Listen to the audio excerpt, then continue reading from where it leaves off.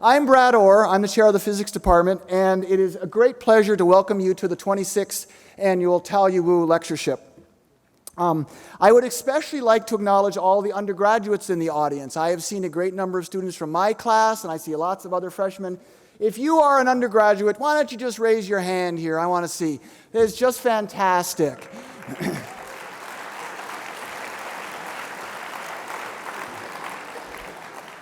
As my class, many of them sitting down right over here, can attest, this is why, or at least one of the reasons, you come to the University of Michigan. Not all the good things happen on Saturdays. Sometimes it's Wednesdays as well. All right, so the excitement around the observation of gravity waves is remarkable. It is an honor that through a generous gift from the University of Michigan Alumni Association of Taiwan, that as a permanent tribute to Dr. Tao Yu Wu, we are able to bring you this lecture. In 1907, Tao Yu Wu was born into a family of scholars in Canton, China. He received his PhD in 1933 from the University of Michigan under the direction of Samuel Goutschmidt. Wu's early work on heavy elements pointed to the existence of the transuranic elements. He returned to China in 1934 to teach at Peking University. From 1949 to 1963, Dr. Wu directed the Theoretical Physics Division of the National Research Council of Canada. He was chair of the Department of Physics and Astronomy at SUNY Buffalo from 1966 to 1969. Dr. Wu was appointed director of the Institute of Physics and Astronomy, Academia Sinica, in 1962. Chairman of the National Science Council of the Republic of China in 1967, and chair of the Committee for Science Development of the National Security Council, Republic of China, in 1967, a position he held for many years. He was president of the Academia Sinica from 1983 to 1994. Under Wu's leadership, the policies laid down by the National Science Council in 1967, as well as the revision of science curricula and rewriting of the science textbooks in high schools and the revitalization of the Academia Sinica, have made dramatic contributions to the development of science and technology in Taiwan. Tao Yu Wu was deeply respected for his honesty, integrity, and moral courage. He has inspired 4 generations of physics students in pre-war Peking and post-war United States and Taiwan. Among his students were Nobel laureate C.N. Yang, who delivered the first Tao Yu Wu lecture in 1992, and T.D. Lee, our 1995 lecturer. Dr. Wu authored 21 books, including a 7-part series on theoretical physics and 7 volumes of collected essays. He has published over 120 papers in a wide range of areas in modern and classical physics. In 1991, the University of Michigan conferred upon him an honorary degree, Doctor of Science. The citation in part reads, "More than any other individual, Tao Yu Wu was responsible for raising physics to its current level in both mainland China and Taiwan. And it is chiefly for his extraordinary work as teacher and scientific statesman that Dr. Wu has become known throughout the world. Commending his exceptional influence as a science teacher and policymaker, the university is proud to bestow upon Tao Yu Wu its honorary degree, Doctor of Science." In 1994, Dr. Wu was awarded the Presidential Medal of Taiwan for his distinguished achievements. Dr. Wu passed away on March 4th, 2000 in Taipei. He is missed. Now, to many of you, especially the Saturday morning physics patrons, the next speaker needs no introduction. Professor Keith Riles has been working on LIGO for more than 20 years. Last semester, after discovery of the observation of gravitational waves, he gave a lecture in Saturday morning physics with demos that was greatly appreciated. Many people have said how wonderful it was. Keith, I turn to you to introduce our speaker today.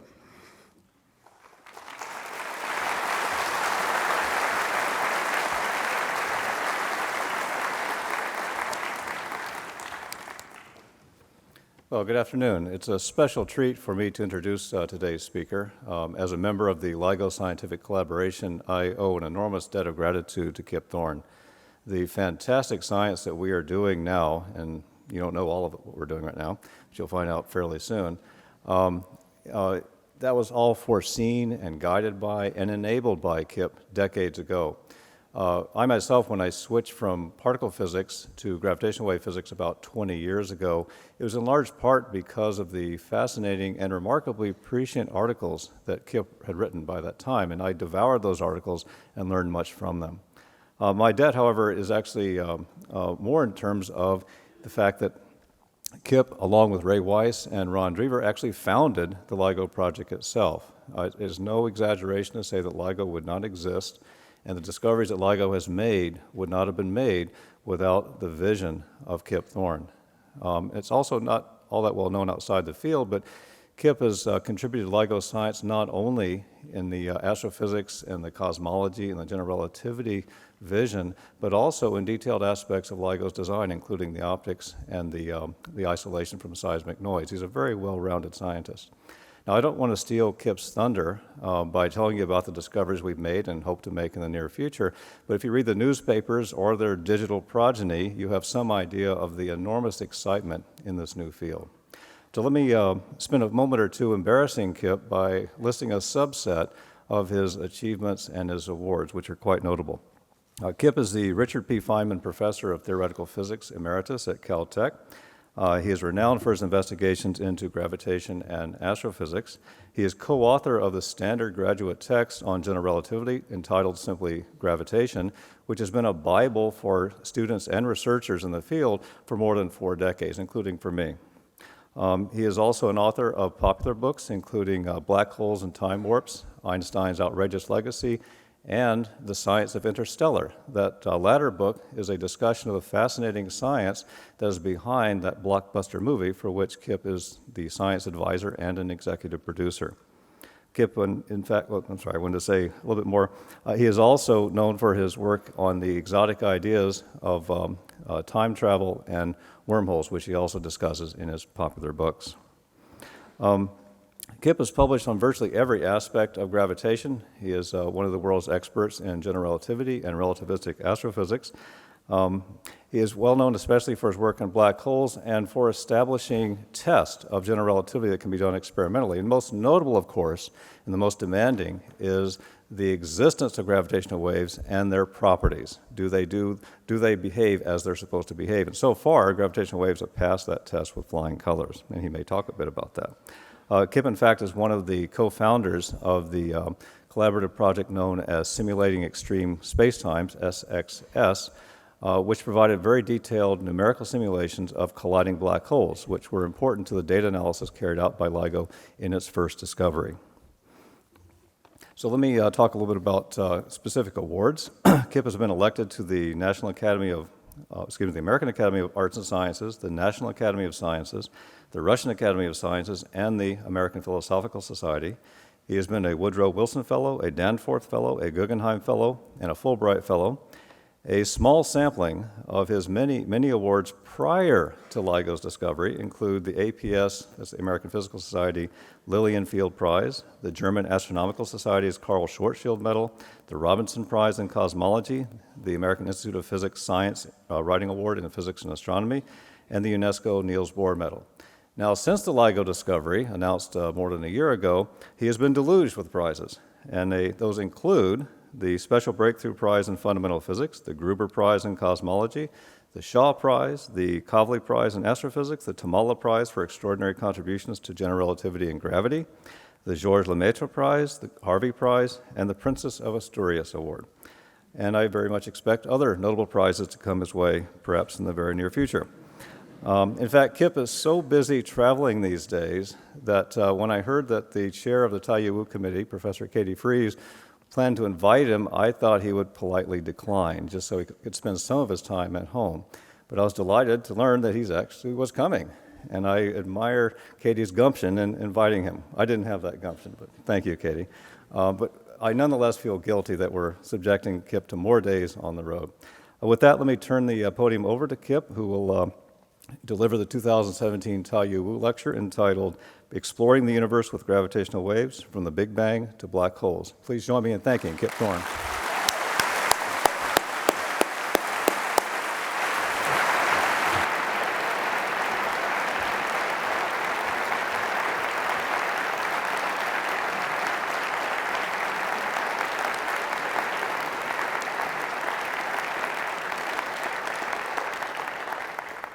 Well, thank you, Keith. Can you hear me in the back? Okay. Thank you, Keith, for that overly generous introduction. I have to say, in terms of all these prizes, I'm really an icon for the entire LIGO team, 1,000 people who really made this experiment a success, and I'll highlight that as I go forward on this. So let me begin. 1.3 billion years ago, in a galaxy far, far away, there were two black holes whose shadows you see here that were orbiting around each other. This is what they would have looked like to your eyes if you had been near them. What you're seeing is stars. It would be a rather uniform field of stars, except the light from each star that's nearly behind the black holes comes in, goes around the black holes a few times, then comes to your eye, and that makes these patterns that you see, these swirling patterns. What you see there is something called an Einstein ring from this binary black hole system. As the black holes went around and around each other, they created gravitational waves, ripples in the fabric of space and time that traveled outward, carrying energy, causing the black holes to spiral together, and ultimately, in a gigantic cataclysmic collision, they produced a very strong burst of gravitational waves. These waves traveled out of the galaxy in which the black holes lived. They traveled onward into intergalactic space, across intergalactic space, and about 50,000 years ago, when our ancestors were sharing the Earth with the Neanderthals, they arrived at the edge of our Milky Way galaxy. They traveled onward for 50,000 years, arrived at the Earth, came upward through the Earth, landing first near the Antarctic Peninsula, traveled upward through the Earth, totally unscathed by passing through the Earth, emerged at a LIGO gravitational wave detector in Livingston, Louisiana, and 7 milliseconds later emerged at the LIGO detector in Hanford, Washington. They stretched and squeezed the arms of this detector, as I will describe in a few minutes, creating a signal that was analyzed by the LIGO team of 1,000 people, and plus about 200 in the so-called Virgo collaboration that I will talk about later in the lecture.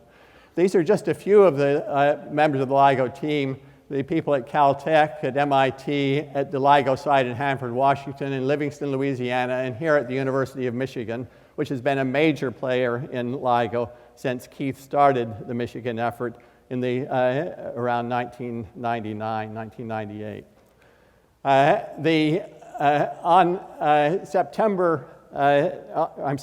On February 12, was it, of the following year, 2016, the results were announced to the world, and they made headlines in essentially all of the world's newspapers, from Bakersfield, California, to Vienna, to the New York Times, with faint chirp, scientists prove Einstein correct. I can read it more easily here, a ripple in space-time, an echo of black holes colliding 1 billion light years away.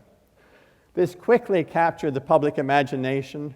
Ray Weiss, who co-founded LIGO with me, was on a subway about 2 or 3 days later in New York City and saw this, and his, I think it was his brother-in-law, took this photograph. This is a photograph, not a drawing.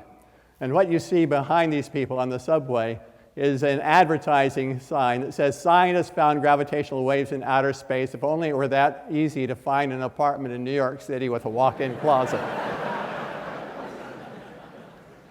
And the New Yorker, a couple of days after the discovery, 2 birds here on a branch, one says to the other, "Was that you I just heard just now, or was it 2 black holes colliding?" Why? Because the black holes made a signal that if you put it on a speaker, sounds like a chirp, whoop, like a bird might make. So it captured the public imagination throughout the world, and so I would like to now say just a little bit about how we got here. The story begins with Albert Einstein in 1916. Einstein told us, after working very hard for about a decade to understand gravity, that gravity, he said, is likely produced by a warping of space and time, and he predicted that in addition to the kind of gravity that holds us to the surface of the Earth, that objects such as colliding stars, he didn't know about black holes at that time, would produce gravitational waves, and he predicted that what a gravitational wave would do is stretch and squeeze space like this, transverse to the direction of propagation of the waves, so that it stretches in this direction, squeezes there, the next half cycle stretches in this direction and squeezes here. And what that means operationally is that objects that sort of ride in space, that are behaving inertially, inertial reference frame here and inertial reference frame there, they move back and forth with respect to each other. And so objects that remain at rest in inertial reference frame, which anything that doesn't have other force acting on it, will move back and forth with respect to each other. So that's what stretching and squeezing of space does. Einstein looked at the strength of the gravitational waves that he was predicting and concluded, in effect, that these waves are so weak that humans would probably never see them. And that is where it lay until Joseph Weber at the University of Maryland in the 1960s had the foresight to begin an effort to detect gravitational waves using a different technology from LIGO that I won't go into. But the key thing that enabled him to do this, gave him the vision to begin doing this, was the changes that had occurred. Both in sources, we now understood about black holes and neutron stars, which would be far stronger sources of gravitational waves than colliding ordinary stars. But also the changed technology since Einstein in 1916, particularly computers, lasers, and other big technological advances that brought both a stronger signal strength and greater technological possibilities to hand. I went hiking with Joe Weber in the French Alps in 1963. He was giving lectures there about his effort to detect gravitational waves. We spent a couple of days hiking and talking, and I became enamored of gravitational waves. I'd become enamored of black holes and neutron stars as a student of John Wheeler at Princeton. And so in 1966, when I went to Caltech on the faculty, I began to build a theory group working quite naturally on black holes, neutron stars, and gravitational waves. And yes, that is me in 1966. There have been some changes since then. My hair moved down onto my face. One of the things I really focused on early on was trying to get a vision for what gravitational waves could bring to astronomy. And I realized that there really is a big contrast between electromagnetic waves that astronomers normally use to study the universe and gravitational waves. And I should emphasize that these are the only two kinds of waves that we know of, or that modern physics predicts, that can travel across the reaches of interstellar and intergalactic space, just the two. Galileo had brought us modern electromagnetic astronomy by pointing his telescope at the sky and discovering the moons of Jupiter.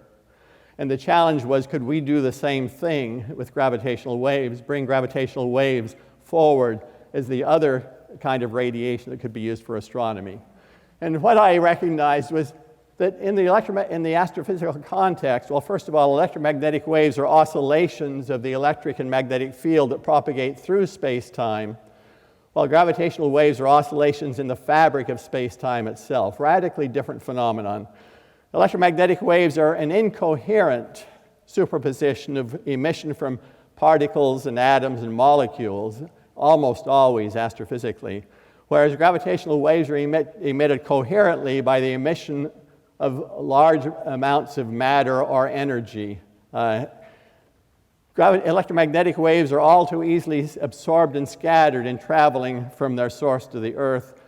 Gravitational waves are never significantly absorbed or scattered. Even if they're emitted in the Big Bang, they can travel to the Earth unscathed by interacting with matter. And so with gravitational waves being so radically different in how they're produced, in their penetrating capabilities, and in their physical nature, it seemed clear to me by the late 60s, the early 70s, that if you could detect gravitational waves, they would be a marvelous new way to study the universe, a way that would likely produce surprises, perhaps a revolutionary understanding of the universe, that many gravitational wave sources would not be seen electromagnetically, and so you'd see aspects of the universe you could not see in any other way. Now, I was a graduate student at Princeton. Ray Weiss was a postdoc at Princeton at the same time, because I was interested in the interface with experiment, I sat in on the research group of Robert Dickey at Princeton, an experimental research group working in experimental gravity. I met Ray there and was very impressed by him. And Ray then, when I went to Caltech, he went off to MIT as a professor. And in 1972, he published an article in an internal report series of MIT proposing a new design for a gravitational wave detector in which you would have 4 mirrors that hang from overhead supports. You would send laser light in. It would be split in 2 through a so-called beam splitter. The light would go down here, bounce back and forth many times, return down there, bounce back and forth many times. The gravitational waves would push these mirrors together when it pushed those apart. And so the distance traveled by the light down the 2 arms would change as the gravitational wave came by. And that would cause a change, because of the interference here, in the intensity of the light going out here to a photodetector. So that's a little bit technical. That was his basic idea, and this is basically the drawing that appears in this article. I heard about this idea. I had not yet read his article. We were in the final phases of writing this textbook, Gravitation. And so I had written a chapter about gravitational wave detection. So I inserted one sentence about this idea in which I said it was not promising. Now, why did I say that? Well, you can understand it this way. You imagine you're trying to use light to monitor the motion of these mirrors that are hanging from an overhead support. And how big is that motion? Well, begin with 1 centimeter. We all know what a centimeter is. It's about 1/4 or 1/3 of an inch. You divide it by 100, you get the thickness of a human hair. Divide it by 100 again, you get the wavelength of the light that is used to look for these gravitational waves. Divide it by 10,000, you get the diameter of an atom. Divide it by 100,000, you get the diameter of the nucleus of an atom. Divide by 1,000, you get the magnitude of the mirror motions that we expected to see, or the magnitude of the sensitivity you had to achieve. That is 1/1000th of 100,000th of a 10,000th of the wavelength of light. I guess that's something like a trillionth of the wavelength of light. And one had to monitor the motion of these mirrors at a level of a trillionth of the wavelength of light. This obviously was impossible. Ray was crazy. And so I simply said it's not promising. And then I studied Ray's paper when I had it in my hands. I had long conversations with Ray and with Vladimir Brzezinski, a superb experimenter in Moscow who became a very close friend of mine, who was working in this field with Weber's type of technology. I became convinced that this might succeed. And if it had a real chance of succeeding, I wanted in on it. I decided that we should build an experimental group at Caltech working in this field. In the meantime, Ronald Drever at Glasgow University had made some very clever improvements on Ray's design. He said, look, we can send the light in and we can bounce it back and forth with all of those. Every time it bounces, it folds back on itself. So this is what is called a Fabry-Perot cavity. The light is just trapped in here, bouncing back and forth without making many discrete spots.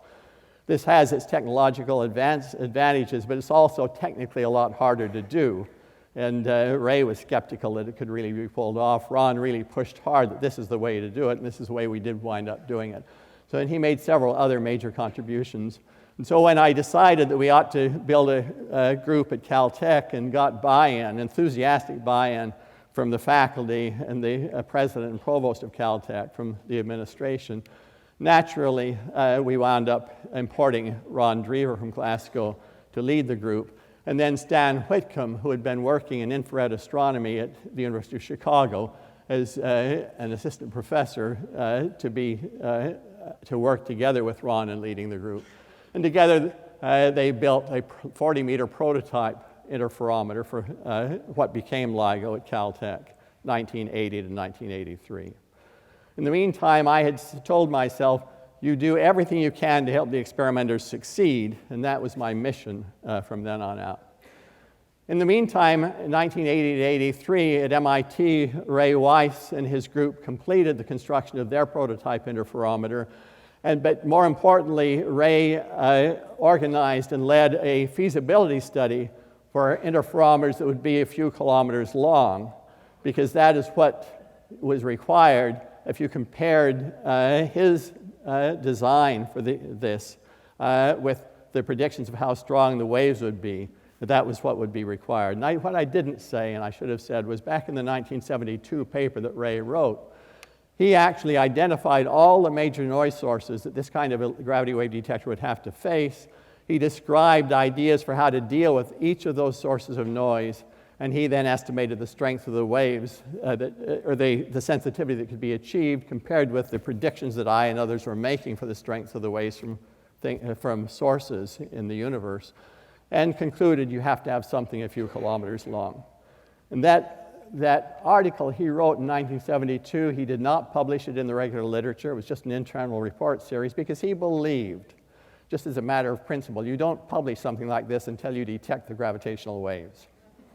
And, well, he would have had to wait a long, long time.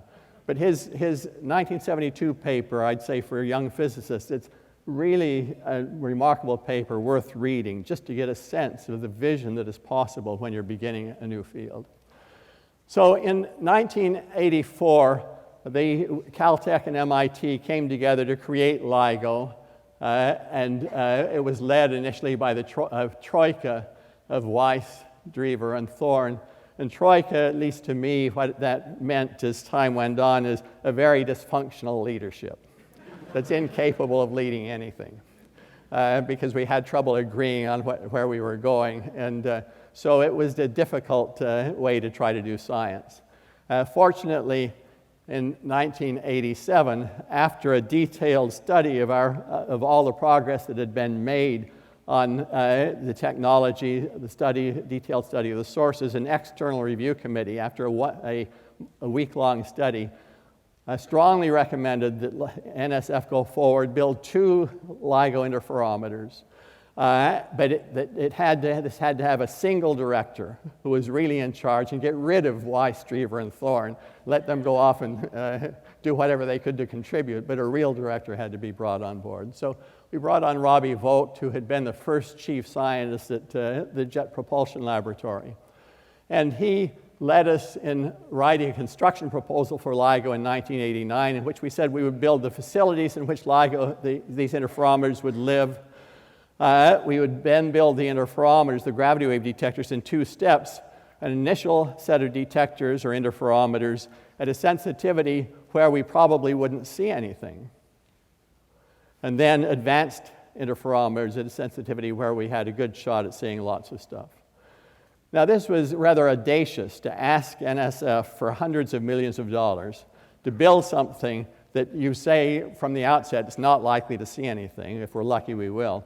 But this is the way we had to play it because this was the truth. We had to do it in 2 steps because these detectors were so complex and involved such improvements in technology and technique that we would fall flat on our faces if we built these advanced detectors as the first step. It had to be done in 2 stages. That strategy was a problem initially. We had great difficulty getting funding for 3 years because of that strategy. But once NSF and Congress had bought in and gave us the first funding in 1992, after this 3-year struggle, NSF and Congress both backed us to the hilt.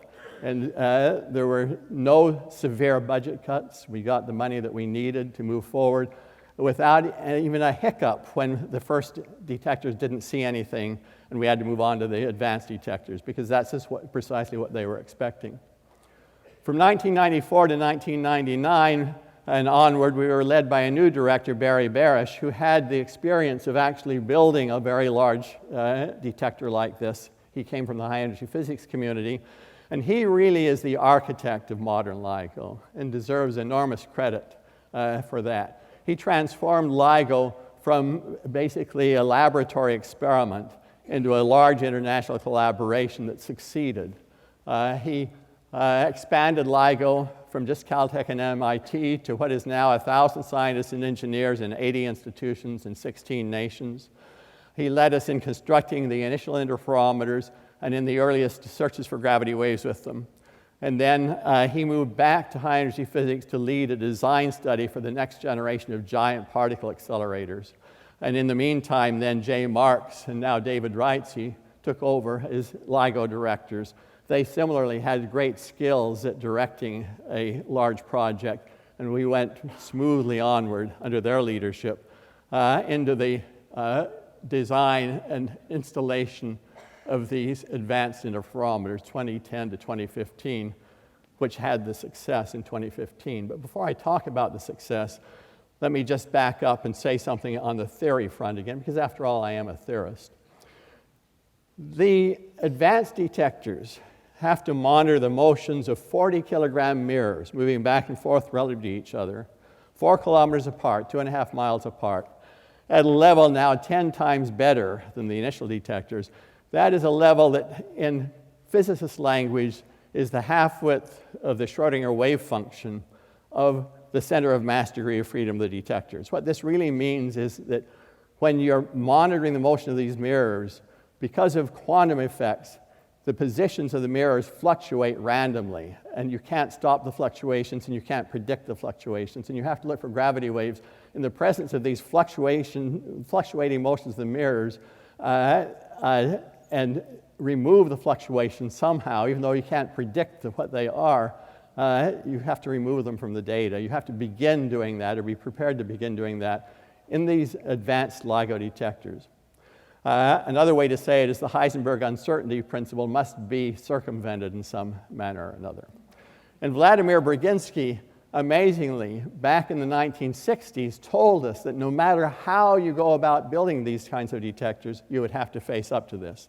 For the first time in this field, he said, humans will see human-sized objects behave quantum mechanically and must deal with that in the laboratory. So I built a collaboration then with Brzezinski's group in Moscow to try to conceive ways to deal with this. And these ways are called quantum non-demolition technology for dealing with this. How do you make these measurements of incoming gravitational waves without having the quantum fluctuations of the mirrors demolish the gravity wave signal? And this in itself is really very fascinating physics with enormous contributions, all made by my students, not by me. But that's one of the great things of being a professor with really good students. You can point them to a problem and they can solve it and make a big name for themselves, and you can lean back and say happily, boy, my student did that. Okay, so anyway. Also on the theory front, it was crucial that we have simulations of LIGO's gravitational wave sources, the biggest issue being binary black holes, 2 black holes colliding, because it was pretty clear to me already in 1980 that would be the first thing we would see. And if we couldn't simulate them on computers, then we couldn't know in advance what the shapes of the waves would be. We didn't know really quite what we're looking for. And we could not get out the information carried by the waves except very crudely. And so I chaired the oversight committee for the international collaboration of numerical relativity experts, computational physicists working in this field, through all of the 1990s. And I saw how hung up they were, and I got very worried that they wouldn't be able to do these simulations successfully by the time LIGO was observing the gravitational waves. And so I bit the bullet in about 2001.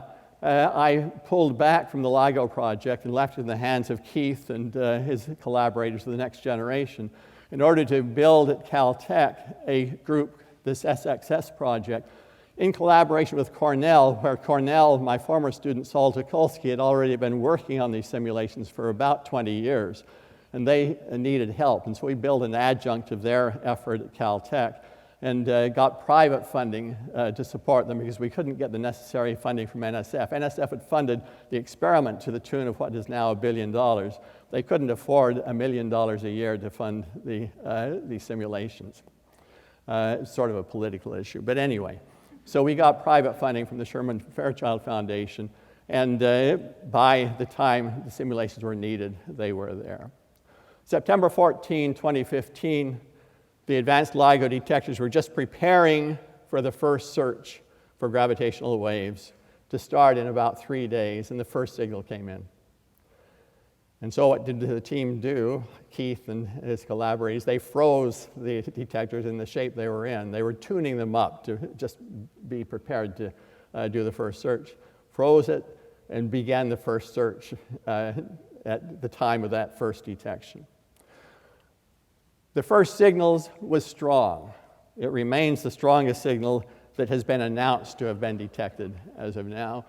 This is the stretching and squeezing of space in Livingston, Louisiana, in Hanford, Washington. This is the raw data, bandpass filtered, that is, you remove all the contribution of the signal at frequencies above 300 hertz and below 30 hertz. Otherwise, it's just the raw data. I never expected that the first thing you would see would be so strong you could see it in the raw data. I thought you would have to pull it out with sophisticated data analysis techniques from the very noisy data. And after it was cleaned up, the signal looked like this, and the red trace, the gray trace is basically the cleaned up signal. The red trace is the predicted gravitational wave from these SXS simulations of colliding black holes. And by making that comparison, the LIGO team could conclude that the initial black holes weighed 29 times what the sun does and 36 times what the sun does. What does that mean for a black hole to weigh? Well, you weigh the sun by applying Kepler's laws of planetary motion to the motion of the Earth and other planets around the sun, the same way you weigh a black hole by the motion of planets around the black hole. What would that mass be? Okay. So 29 and 36 solar masses, that's a total of 65 solar masses. The final black hole, after all was said and done, was 62 solar masses. 3 solar masses had been converted into gravitational wave energy. It's as though you had taken 3 suns and annihilated them and turned that all into gravitational waves. The power output, the energy per unit time during the collision, was 50 times higher than the total luminosity in light of all the stars in the universe put together. 50 universal luminosities for a fraction of a second during the collision. No light, no electromagnetic waves whatsoever. A deep search was done with all the electromagnetic instruments that humans have built. Nothing. It's all in gravitational waves coming off in a fraction of a second. We continued this search. I should say Keith and his team continued the search. Again, I had pulled back from day-to-day involvement already some years earlier. Continued the search called the O1 search from September 2015 to January 2016 for about 4 months. Saw a total of 3 black hole collisions. These are the signals. One of them is only with about, I've forgotten, is it 87% probability that it's real? So we're not absolutely sure it's real, but high enough probability that the team takes it into account in doing statistics. 36 solar masses, 29 solar masses, 23 and 13, 14 and 8. So a range of masses, a range of properties, but the beginning of gravitational wave astronomy, the beginning of trying to understand what the population of black holes are in the universe and what they're doing. Now, the instruments that are used are very complex. This is a picture from the air of the LIGO detector. This is down inside the corner station. This is Barry Barish's attempt at humor. He put a baseball player there so you can see the size of this instrumentation. The mirrors hang from overhead supports inside these vacuum pipes. There's all kinds of other instrumentation in there. This is one of the mirrors hanging in a cage to protect it and also to be able to actuate it, to move it a little bit with electrostatic forces in order that you can calibrate it. You want to move it by a known amount and see what the signal looks like at the other end. So it's a rather complicated thing. In fact, there are 100,000 data channels coming off of each of these detectors. 100,000 streams of data, one of which is a gravity wave signal, and all the rest are monitoring what's going on inside these detectors or what is going on in the environment. You build these detectors February to November 2016, and then the experimenters go in and work to determine their personalities. It's very much like the guy who built Frankenstein.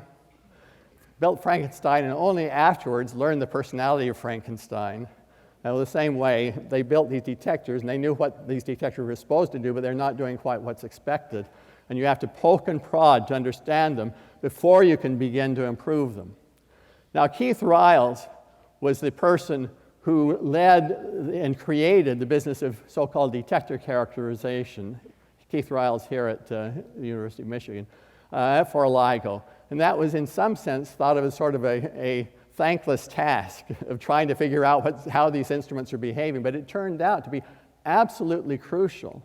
And so he, through the 90s and the 2000s, he was the leader of detector characterization, and he and his team devised the techniques that were used to be able to poke and prod and figure out what's going on, and then to begin coaxing an instrument toward its design sensitivity. And that really is what lies underneath the future of LIGO. Now, we have a big problem with LIGO because we want to tell electromagnetic astronomers where to look on the sky to see if they see any light or X-rays or gamma rays or radio waves coming from the same source. But in fact, LIGO's first three sources are highly uncertain where the signal is on the sky. And basically the reason is because we have only two detectors, and you determine primary way of determining where the source is on the sky is the delay in arrival time of pieces of the signal at the two detectors. If the signal is sort of overhead between the two detectors, halfway between, the signal will arrive simultaneously. If it's over there, well, if it's down coming in like the first signal did coming in from the Antarctic Peninsula up through the Earth, it hits Livingston, Louisiana first and Hanford, Washington second. And from the time delay, you can say, well, it was the signal was overhead of the Antarctic Peninsula inside this error box. The other two signals were much weaker, and all you could say was that they're inside those error boxes overhead, say, at these locations. And so this is a big problem. Where do you look? And the problem was because we had only these two detectors. However, there's a detector that is just about a month ago gone into operation in Pisa, Italy, called the Virgo detector, which is a French, Italian, Dutch collaboration primarily, and now Poland is involved to some degree, which brings us in a third detector and brings us this capability to have much smaller error boxes, so you can now really tell the electromagnetic astronomers where do you look on the sky to find this. The O2, our second gravitational wave search, after a long period of poking and prodding and understanding the personality and making some improvements, it began in November of 2016 and ended just about 2 weeks ago, August 25th, I think, of 2017. And Virgo joined the last 1 month of that search. And on January 4, this O2 search, the second search, saw a fourth binary black hole. It was announced in June. It takes quite a while to analyze the data, be sure of what you're doing, and getting agreement on a technical paper that really lays out the details. That was a 31 solar mass and 19 solar mass black hole, twice as far away as the first thing that we discovered. Since then, there have been no other announcements. But the data are being analyzed, and rumors are swirling around the world that sometime in the next month or so, there might be some sort of big announcement of something. But members of the LIGO collaboration have their lips sealed, and we cannot confirm nor deny the rumors that are swirling that have not come from us. They come from the electromagnetic astronomers who claim that we have seen something. So I will leave it at that. But stay tuned. The future.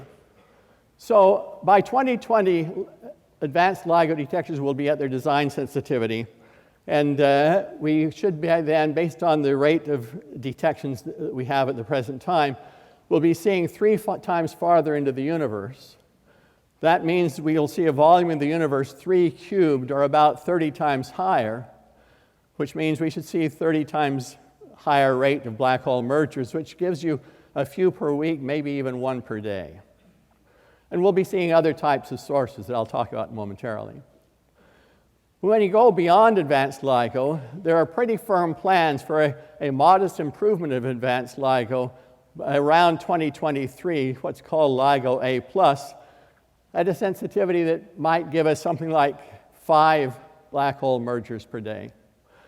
There are studies that have been done and discussion for planning for a possible upgrade that might occur late in the 2020s, something called LIGO Voyager, which would bring us to a detection rate for black hole mergers of maybe 1 per hour. And then there are studies for a possible upgrade called LIGO Cosmic Explorer, which would entail new facilities with, instead of separation between the mirrors being 4 kilometers, 40 kilometers. And I should say that Ray Weiss and I, in looking at sites, identified one in the Great Salt Lake Desert in our first site survey in the 1980s that would handle 40 kilometers, and said to ourselves, wouldn't this be great? But there's no way we're going to get the money for that the first time around. With this thing, we would be able to see every black hole merger that occurs in the universe with masses smaller than 1,000 solar masses. So this is really fantastic. And of course, huge number of other things. So what other things can we expect to see? Well, spinning neutron stars. A neutron star is a star made of matter. At the center, the density is about 10 times higher than that of the nucleus of an atom. And it spins, and as it spins, it produces, in many cases, pulsar radiation, for those who know about pulsars. But if it has small mountain, heuristically speaking, a lump of deformation on its surface or in its interior, that would amount to, say, a few centimeters high on this neutron star that has a total diameter of, say, 20 kilometers. That's enough to produce gravitational waves that may be detectable. And these will be very steady gravitational waves. And Keith Riles here and his group at Michigan are the leaders in the search for these kinds of gravitational waves from LIGO. We expect to also see gravitational waves from black holes tearing neutron stars apart, from neutron stars colliding, from the cores of supernova explosions. We don't know the details of how supernova explosions are generated, but this type of supernova explosion we do think is generated by the implosion of the core of a normal star at the end of the normal star's life to produce a neutron star. And in the process, it blows off the outer layers of the normal star. But that production process should produce a burst of gravitational waves that carry detailed information about just precisely what is going on. And there are bound to be big surprises. Every time astronomers have opened up a new window onto the universe, a new form of radiation to study the universe, there have been big surprises. And there are bound to be huge surprises in this case.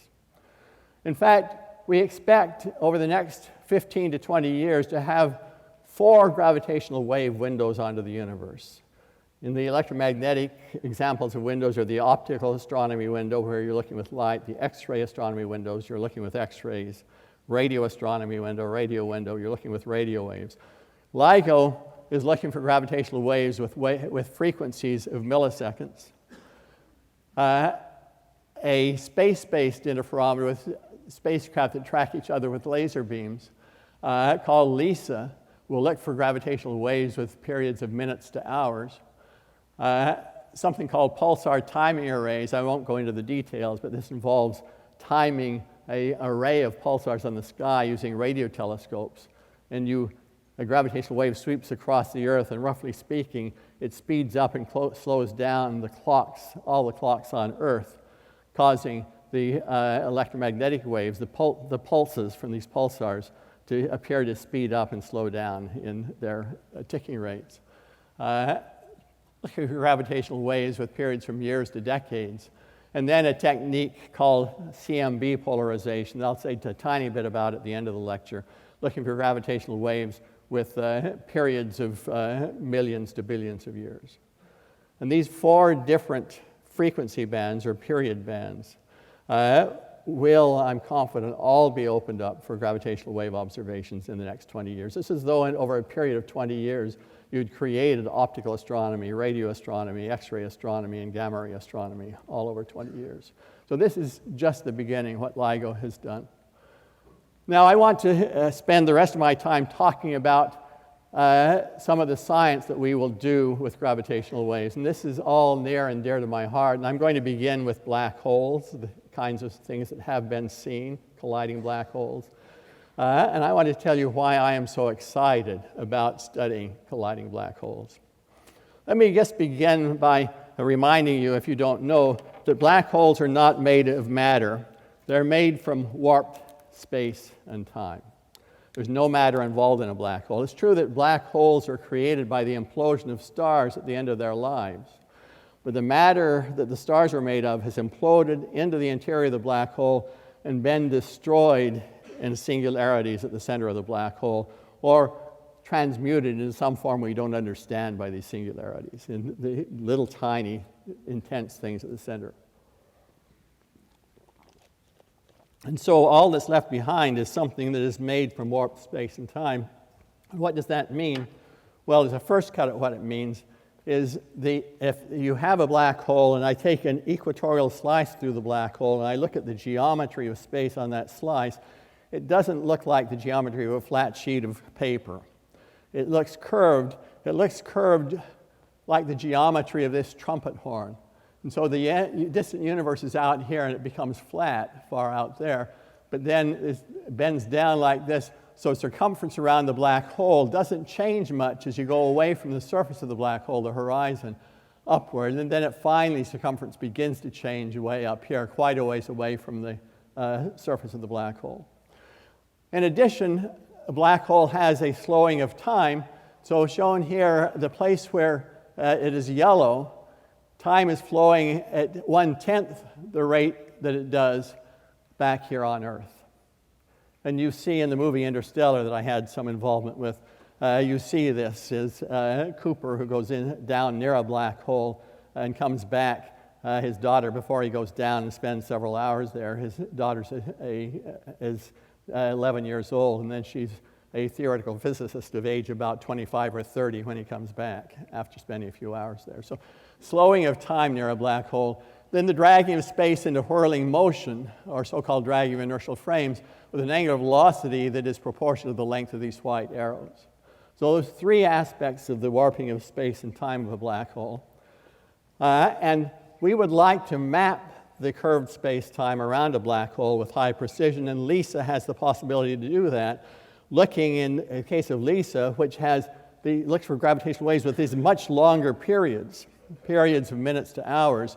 LISA will see giant black holes with masses of millions of suns to 100,000 solar masses to about 10 million solar masses.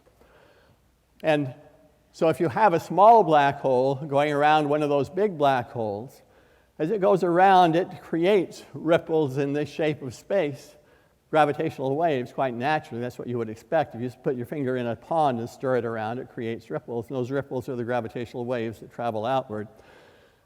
And those waves, one of my students, a very talented student named Finton Ryan, proved in the mid-1990s that those waves carry a detailed map of the entire space-time geometry of the big black hole that's being explored by the little black hole as it goes around and around.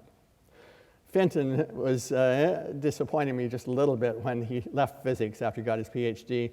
He had the idea that he could make a lot of money by doing extremely fast trading on currency markets. And he went in and he was one of the first really fast traders on currency markets, but using something called stochastic differential equations, which he had learned in the process of learning about the technology for LIGO.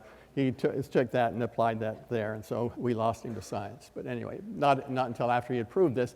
And so how is it that the gravitational waves can carry a map of the entire space-time geometry around the black hole? You just have to look at the orbit. So this is a small black hole going around a big black hole. Can we turn the lights down further? Well, that's all right. So and I have removed now the curvature of space and time around here. So it looks like space is flat and time is not warped. But you just watch the orbit. You don't see any orbits like this in the solar system. It just wanders all over the place and samples the full space-time geometry around the big black hole as it goes around and around. and then embeds that space-time geometry encoded in the gravitational waves. And what if the central body is not a black hole? For example, suppose it's a naked singularity, like the singularities inside of the black hole, but without a horizon hiding the interior from external view. Well, here is a simulation by Jean-Drew Brink, a young theoretical physicist in South Africa, of the orbits of a bunch of particles or small black holes going around a naked singularity that's in here. Look at the inner orbit. That inner orbit is chaotic in the technical sense of the word chaotic that mathematicians understand. And obviously, the gravitational waves that you come off of here are radically different from the gravitational waves that come off if you're orbiting around a black hole. And so a wildly different map will come out from that mapping process. So this is one of the things that LISA will do. Both LIGO and LISA LIGO has begun, and LISA will continue with much higher precision to explore the dynamics of the geometry of space-time around colliding black holes. And we now have two tools for this. And the key issue, let me just say it in words, is that when two black holes collide, they create a veritable storm in the shape of space and time, very much like a storm at sea. If you have a hurricane, say, at sea, it creates enormous oscillations in the shape of the surface of the ocean. And this storm in the shapes of space and time can be explored by computer simulations, and then the predictions can be tested by comparing with LIGO's gravitational wave observations. So here is a simulation from the SXS collaboration of the source of gravity waves that LIGO first saw. This is what it would have looked like if you had looked in from a higher dimension in the way that I described the shape of space for a single black hole. You have here two black holes, a funnel going down here, a trumpet horn going down here, and one down there. You have color coding, again showing the slowing of time, and you have arrows showing the dragging of space into motion. And these black holes went around and around each other in just the manner that I'm showing. This is from the same simulation as very precisely replicated the shape of the observed waves. And so this is what it would have looked like. It's gone into slow motion. The interior of the black hole is the black region. This is the moment of collision. Space and time are wildly warped. Then oscillation afterwards and gravitational waves propagating outward. So we begin to understand the wild oscillations in the fabric of space and time from the simulations plus the gravitational wave observations. This movie, in fact, captures only a small portion of the space-time storm that's created by the collision, what John Wheeler called geometrodynamics, the dynamics of the geometry of space and time. I'll describe one tiny piece of the rest of what goes on. This involves what I like to call a vortex of twisting space around a spinning black hole. So if I have a black hole that spins, it drags space into whirling motion, so that if I put my wife up here above the North Pole, and I put her mother here below the South Pole of the black hole, and if she has a gyroscope at her head and a gyroscope at her feet, her head attached to this gyroscope sees the gyroscope at her feet going around and around in a clockwise manner. Because her feet are closer to the black hole and space is whirling faster at her feet than it is at her head. And so there's a clockwise twist of space. It's truly clockwise in the sense that if you take the point of view of her feet see the gyroscope at her head going around and around in a clockwise manner. Think about it, if you take a wet towel and you wring the water out of it, if your right hand is going counterclockwise as seen by your left hand, then your left hand will be going counterclockwise as seen by your right hand. So there's a handedness, clockwise or counterclockwise, to the twist of space around a spinning black hole. It's clockwise at the North Pole, counterclockwise at the South Pole. Now, to give you some flavor of what we've learned from simulations and what we will explore observationally, I'm going to describe just one black hole collision, not the one that we have observed, but a much simpler one, a head-on collision of two black holes where we have the counterclockwise vortex going upward on this black hole, the clockwise vortex going upward on that black hole. They're going to collide head-on. They're identical black holes, fast spinning, but reversed vorticity of spin and of vortices. And watch what happens down here as they collide and merge, and I stop it. We now have 4 vortices on the black hole. I'm just showing now the color coding for the vortices that are sticking out of the black hole. So you begin with 2 vortices on the black hole. Black holes like to have 2 vortices. They don't like to have 4 vortices. They refuse when they're in a quiescent state to have 4 vortices. They can only have maximum 2. And so what happens when the black holes collide? Well, the vortices retain their individuality, and then they start to fight with each other. And so watch now what happens as they fight with each other. The blue clockwise vortex is here. Now it's red. Now it's blue.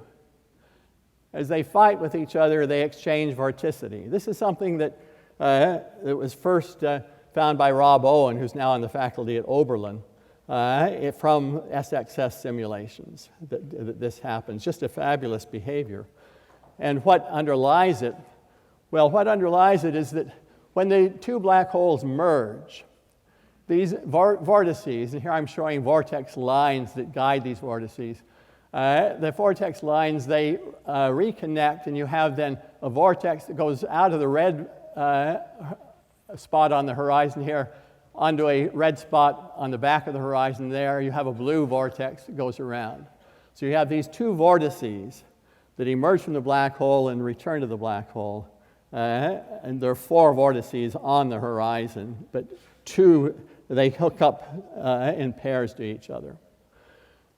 And then when this oscillates back and forth, every time it turns green, those vortices have popped off the black hole. There's no more vorticity on the black hole. They've popped off. And what did they do?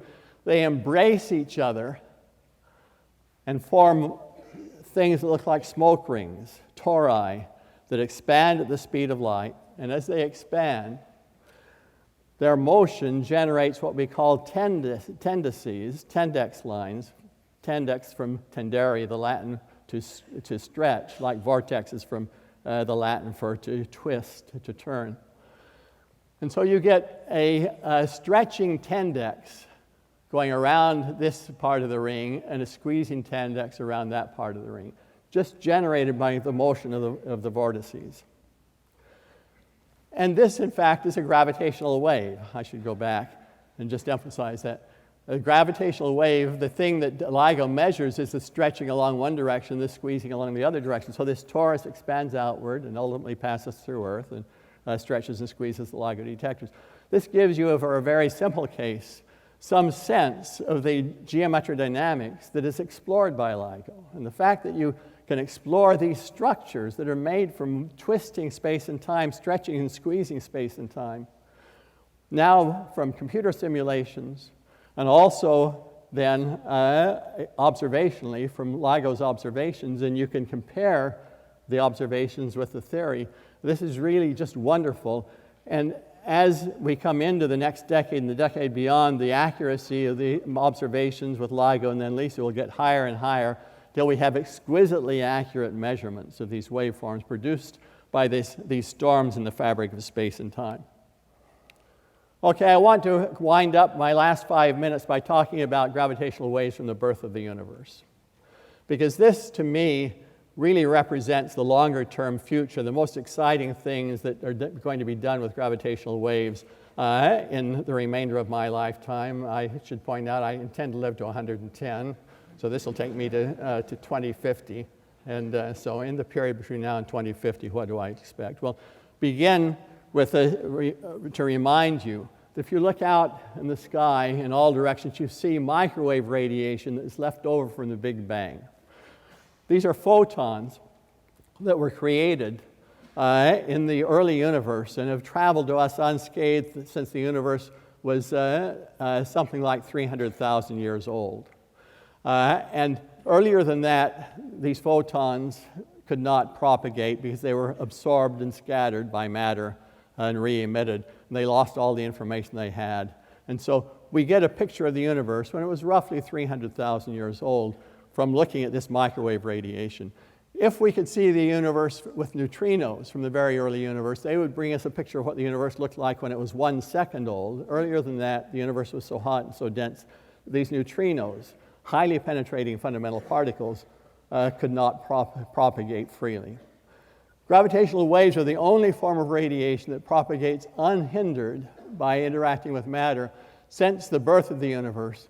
We are fairly confident from fundamental physical ideas that the universe required 10 to the minus 43 seconds to be born. How do you measure that? Well, there is no such thing as time before the universe was born. But time comes into being and becomes sort of a solid thing over a period of about 10 to the minus 43 seconds. So a very tiny, tiny amount of time. It's called the Planck time. That's the epoch of the birth of the universe. There are many ideas about what really went on there or near the Planck time. But the key thing for me is that there is enormously rich violence that we expect, that theorists expect in the first 1 second of the life of the universe. And I'll give you 4 examples, then I'll quit. The first example is that whatever came off of the Big Bang itself is predicted to have been amplified enormously by a process called inflation in the very early universe, 10 to the minus 34 seconds after the Big Bang.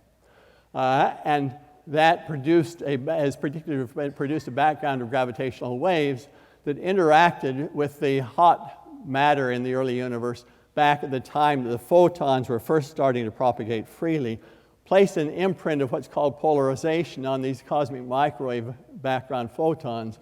And so today, the people, the astronomers, including many here at the University of Michigan, who study the cosmic microwave background are zeroing in, trying to find definitively this polarization pattern that is an indirect observation of the gravitational waves from the amplification of the whatever came off the Big Bang back when the universe was 10 to the minus 34 seconds old. This is just fantastic. And I do expect that within the next decade this will be definitive, and we will have seen the gravitational waves from that very early moment of the universe. Second, the birth of the fundamental forces. When the universe was about a trillionth of a second old, earlier than that, the electric force and the magnetic force didn't even exist. There was something called the electroweak force. And as the universe cooled due to expansion through the epoch at about a trillionth of a second, the electromagnetic force was born by the electroweak force coming apart into 2 pieces, the electric force and magnetic force, which are one entity, and the so-called weak nuclear force, which is another. In that process of the birth of the electromagnetic force, we have a shot at seeing it, observing it with Lisa. The key idea is if this was what is called a first-order phase transition, that's technical jargon that a few of you will understand, then the forces are born in bubbles like raindrops forming in a cloud. But these bubbles expand at the speed of light, collide, and produce gravitational waves in their collision. And those gravitational waves, as the universe continued to expand, get shifted into the Lisa frequency band. And so Lisa will look for gravitational waves created by colliding bubbles in the birth of the electric and magnetic forces, which to me is just fantastic. LIGO could see similar so-called phase transitions when the universe was 10 to the minus 22 seconds old, but we have no idea as theorists what may have happened when the universe was 10 to the minus 22 seconds old. We just have no idea. Cosmic strings are linear defects in the structure of space. Go down near one of these strings, a long linear thing. The circumference around a string is less than pi times its diameter by a small amount. And these strings, if you pluck them, they vibrate, and say you put a kink on it, the kink travels down the string at the speed of light, producing a burst of gravitational waves, and LIGO is searching for those bursts of gravitational waves. There's a firm prediction for what should come off. The cosmic strings are a possible thing that is created in the very early universe. We don't know whether they exist or not, but it's a possibility. Finally, our universe might, in fact, be a surface, a membrane, or a so-called brain in a higher dimensional bulk or a higher dimensional universe String theory suggests this may be the case. And if it was formed as a crumpled up brain, like this crumpled sheet of paper, then when adjacent pieces of our brain discover each other as the universe expands, then they discover there's a huge tension between them, and the brain quickly straightens out, and a huge wave of gravitational waves goes traveling down the brain, but also out into the bulk, out into the higher dimensions. This is another thing that is conceivable, not likely, but conceivable. And it is an example of the kinds of surprises, almost certainly not this surprise, but it gives you some sense that there may be some huge surprises. So let me just conclude by saying gravitational waves, in fact, will be a major tool for astronomy, not just for the next few years, the next few decades, but into the next century and beyond. Thank you.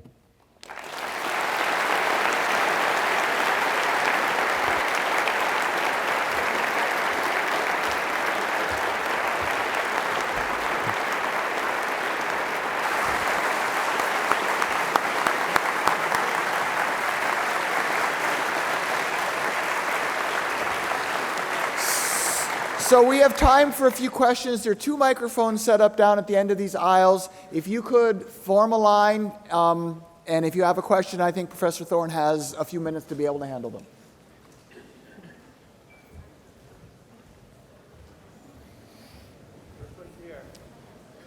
Professor Thorne? Yes. Could you call me Kip? I know that. Hi, Kip. So, from an outside observer, if you were observing light that was affected by a gravitational wave, would that light appear to travel faster than C for that brief time period? Well, relative to the space outside the wave, it would appear to travel faster or slower than C, just relative to the space outside of there. Where it is in the wave, it's always traveling at precisely the speed of light relative to the space where it exists. Thank you, first of all, for a very wonderful talk. I enjoyed it. Question is, you mentioned that gravitational waves don't interact with matter, but in fact, in order to detect a gravitational wave, you have to be extracting energy from that wave. So is that what you said absolute, or does it in fact interact? I exaggerated slightly. Okay. But when you understand that it took $1 billion and 1,000 people to pull this off, that sort of illustrates that it interacts with matter very, very little. Okay, it penetrates matter with almost not scathed. But their interaction is there. I exaggerated. I apologize. Okay, so we are detecting something that was able to travel through space from 10 to the minus 22 seconds without... So you're witnessing something that would be capable of emerging from the Big Bang and travel without being significantly absorbed or scattered by matter. You're witnessing something that could travel through the Earth or through any star in the universe without significantly being absorbed or scattered. Thanks. So you were talking about what kind of bubble collisions from the early universe might be seen by advanced LIGO. And so I want to mention my wonderful graduate student, Alejandro Lopez, who worked that out from inflation. So this is Professor Katie Fries, who invited me here to give this talk, just so she could talk about her graduate student, who is... Please. Well, so if inflation is has first-order phase transitions, then those bubble collisions are something you guys might see now. But sadly, Alejandro Lopez also left physics, but nowadays they all go to big data. Yes, but big data are very, very important for science. Okay. My question is, will gravitational waves help us to find out more about black energy, black matter? So dark energy, well, indirectly, yes. I'll just mention a few things. So first of all, dark energy is the thing that is hypothesized to cause the expansion of the universe to accelerate. If we can measure the rate of acceleration of the universe going backward in time and see how it changed, the rate of expansion of the universe changed over time, going back 10, 12, 13 billion years, that will tell us a lot about dark energy. And there are many approaches being used to try to measure that. The gravitational waves are a very promising technique to do that. So that's indirectly doing that. But you take the data from black hole mergers or neutron star mergers, and you analyze the data appropriately, and you can get out this kind of information. Dark matter, dark matter is supposedly does not interact, well, we know it interacts hardly at all with ordinary matter, but it's possible that some forms of dark matter interact with themselves in such a way that they can form condensed objects which could emit gravitational waves, and analogous to stars, or even objects that implode to form black holes. And so there is the possibility of searching for gravitational waves from things made not from ordinary matter but from dark matter. This is a far out possibility, but it is conceivable. The problem is going to be, can you distinguish? You can't distinguish just by looking at the gravitational waves probably, but perhaps the distribution of the sources. If you have galaxies and you see a lot of emission from away from the central region of the galaxy, well, conceivably that's not emission from objects made from ordinary matter, but from dark matter. This is very speculative, but it's the kind of thing that might happen in the future. How will this help us understand the ultimate fate of the universe and maybe help prevent heat death? I don't think this is going to help much with the ultimate fate of the universe, at least not in the near future. It's very hard to know, of course, what's going to come out of this in the longer term future. I can make predictions for 20 or 30 years into the future and not beyond, but I don't see how this is going to help in that kind of a time frame. Is there any particle nature to gravitational waves?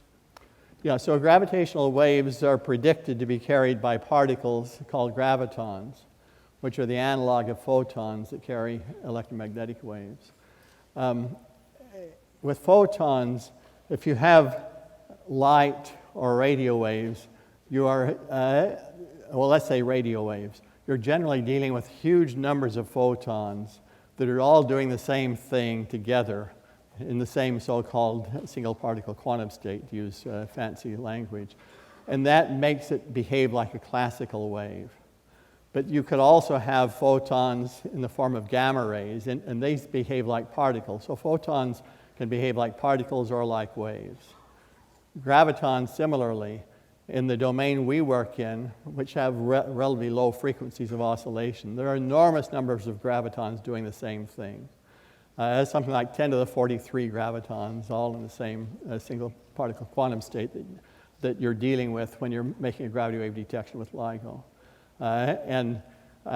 So we don't have a prayer to see individual gravitons. When you have huge numbers like this, in order to see individual ones, you have to operate at a fractional level of accuracy, 1 over the square root of the number of particles you have, and 1 over the square root of 10 to the 43 is a tiny number. We don't have a prayer to see individual gravitons, but they presumably are there. And one other question, do the gravitational waves dissipate? I mean, they must slightly. So the only dissipation would be a tiny, tiny amount of scattering or absorption by matter, and that is so small that it is utterly, utterly negligible. How is it possible to observe the actual event of a black hole merger if, from our reference frame at least, the apparent time dilation at the event horizon is infinite? So what we do is we measure when it was that the merger occurred as seen outside the event horizon, far enough away, at the location of your eye if you were watching the first movie that I showed. And so we always deal in terms of time as measured away from the horizon, far enough away that the rate of flow of time is basically the same as it is back on Earth.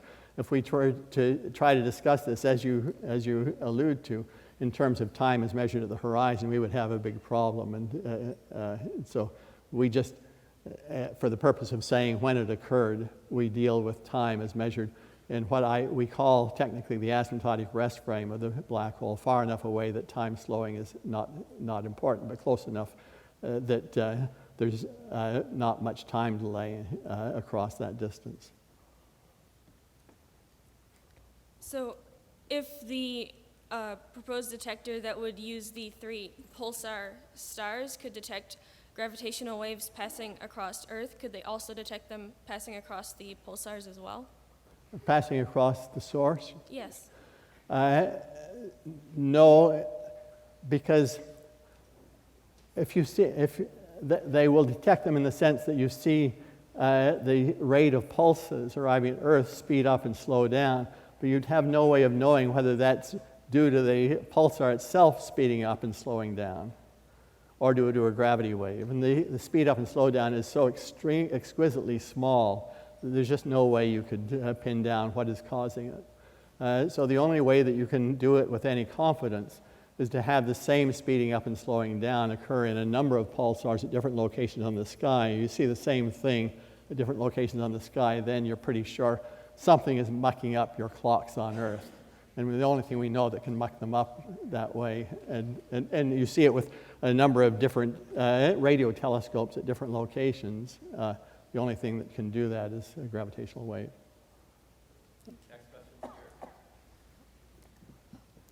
Hi, so you mentioned that there were 2 different spectrums, the electromagnetic spectrum and the gravitational wave spectrum. And with the electromagnetic spectrum, we know we have like infrared, X-ray, and then there's that tiny portion that's visible light that the human body can detect. Is it possible for there to be a portion of the gravitational wave spectrum that somehow the human body would be capable of detecting? Yeah, so we have a tiny range, as you say, that we can detect with our eyes, less than a factor of 2 from the small end to the big end. LIGO, by contrast, can go from about 10 hertz up to about 10,000 hertz, so it's a huge range compared to the eye.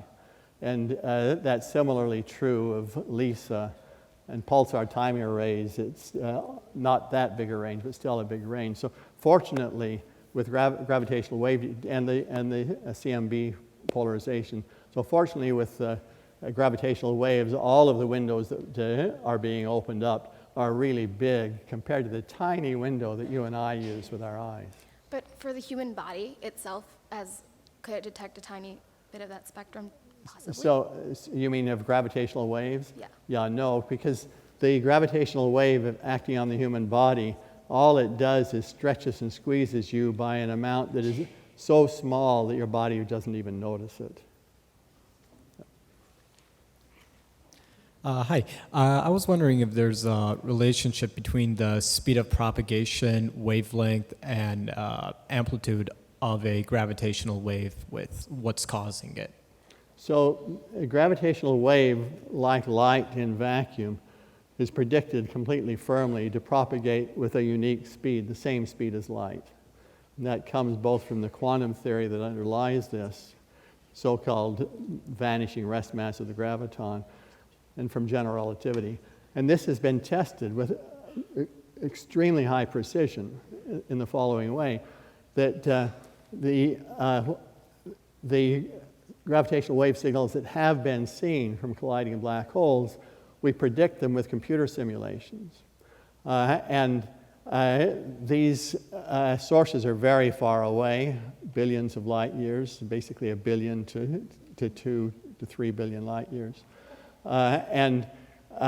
If the high frequency part of the gravitational wave were propagating at a different speed than the low frequency part, then the high frequency part would say arrive slightly before the low frequency part, and that would distort the shape of the gravity wave signal.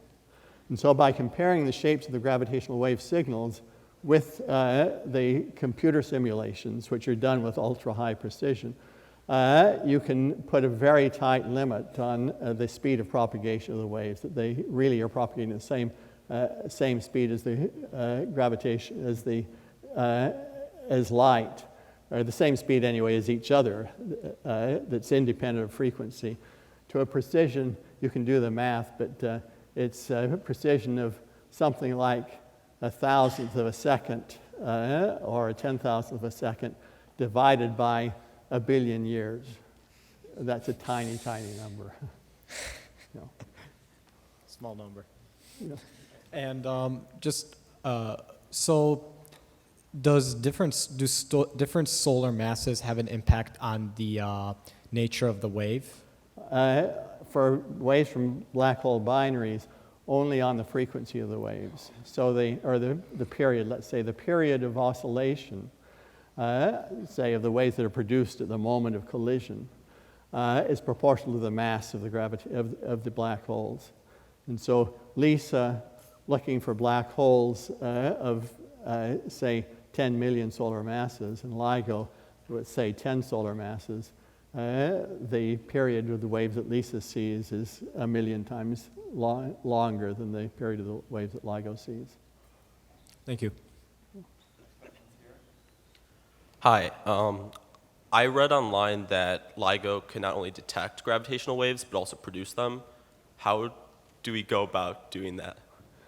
If I want to produce gravitational waves, there are a lot better ways than LIGO.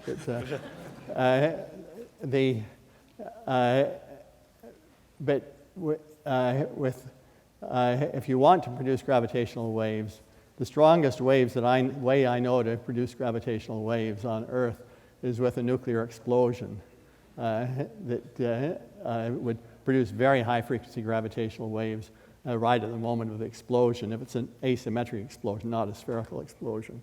And so it's sort of the inverse of colliding black holes. It's something blasting apart. And so there was actually a proposal made back in probably the 1960s or early 70s. And I think Edward Teller was one of the people on this proposal. He was a genius who was searching for every possible way to use nuclear explosions. It was a proposal to build a ultra-high frequency gravitational wave detector that you put just outside the cavity where you do a nuclear explosion underground in Nevada. And you collect the signal and telemeter it out from the gravity waves before the shock wave coming through the Earth destroys your detector. You look at the numbers, and it's not really on to do this successfully, but it is the thing that I know of that came the closest that people have thought about to maybe having success, but it's not really on. We don't have the technology. We're not likely to have the technology to produce gravitational waves strong enough to detect in my lifetime. Thank you. So astronomy tells us that the fabric of space-time is fundamentally expanding. I'm thinking it's like 70 kilometers per second per megaparsec or something like that. My question is, given this fundamental expansion of space-time, does that in any way affect the propagation of gravitational waves?